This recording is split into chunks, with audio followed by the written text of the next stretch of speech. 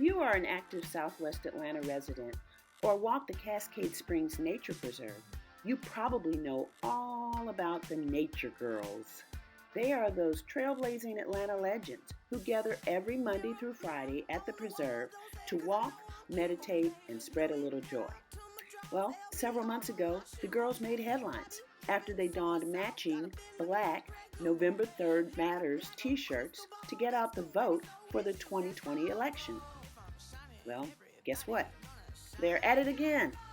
This time, visionary organizer Cece Houston Torrance and her fabulous captains have the group dressed in blue.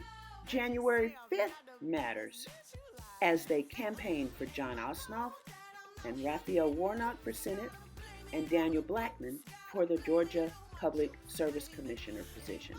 So, without any further ado, take it away, Cece. Ladies have been such an inspiration to so many by wearing your shirts, encouraging people to get out and vote, especially mature girls.